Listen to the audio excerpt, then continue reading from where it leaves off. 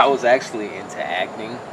At first, one of my biggest inspiration was like Denzel Washington and like Will Smith, and it was just something about performance arts that really like fascinated me.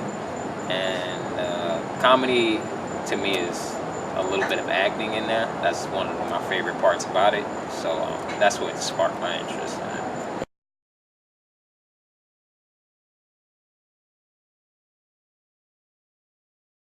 It was at this coffee shop in my hometown of Savannah, Georgia.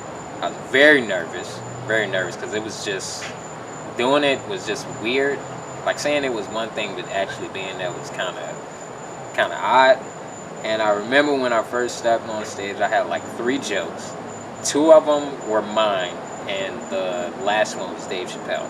So when I first got on stage, the moment that I realized stand up was hard is when I told the very first joke, my very first joke, and nobody laughed. Then after that, I just moved on to my next one, still just dead silence. And then I tell the Dave Chappelle joke, it kills. So the very next month when I went back and I did it again, all my jokes were Dave Chappelle. And then I get off stage, I go to another mic, and a comic like stops me at the door, and he says, "You cannot use Dave Chappelle jokes anymore." So I ended up like doing some stuff off the top of my head, and it kind of got some laughs. And then from that point on, comedy became serious. So, but for the first time, it was terrible. It was awful.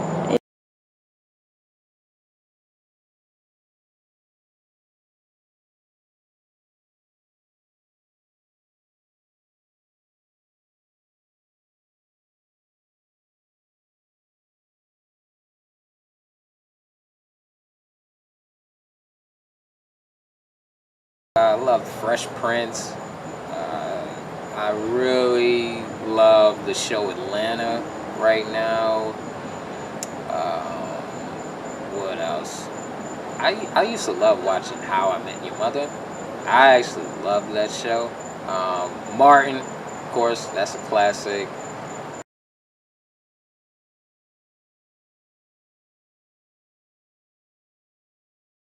Super Bad, one of my favorites.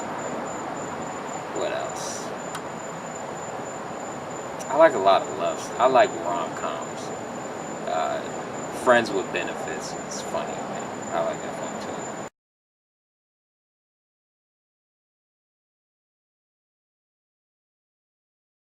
Dave Chappelle's bit about Sesame Street is the greatest bit of all time. Do you know that one? It's the greatest of all time. Has to be the number one bit I've ever heard.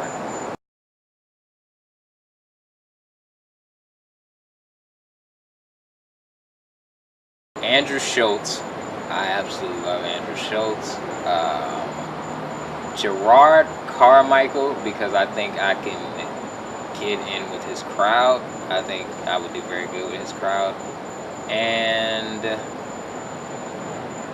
I guess the legend, Dave Chappelle. Yeah.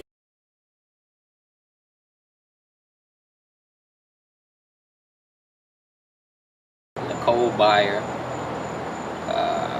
D. Ray Davis, Chico Bean, who else? Chris Rock, and Louis C.K.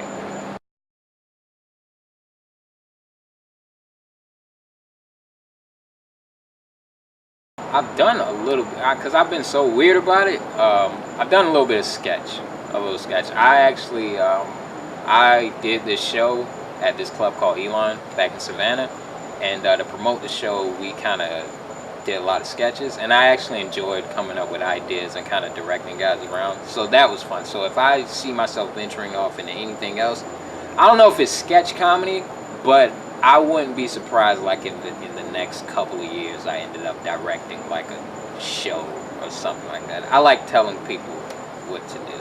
That I enjoyed that. So maybe, and then like I acting, dark comedy. I could see myself in something like that. That'd be fun.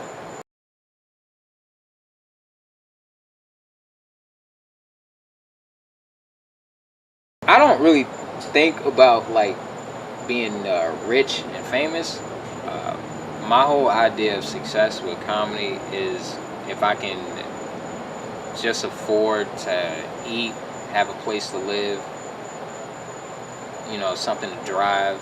I just want to take care of myself doing comedy. To me, that's what success is. Like, if I can make as much money as like a high school principal doing comedy, then I made it.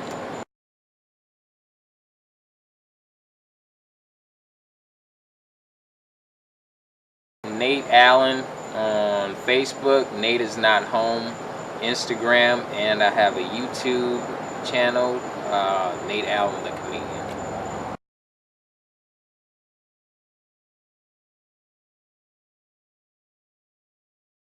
The experience I want the audience to take after watching one of my sets, I just want them to feel that I opened up myself and that I was just real. Like, I don't get into politics too much or anything like that, and I don't get that serious or that deep a lot of times, but I just want people to just think I'm funny. At the end of the day, I can say a lot of stuff, but I just want people to think I'm funny. Like, after my set, I just want one black dude to come up to me and be like, "Hey boy, that was good."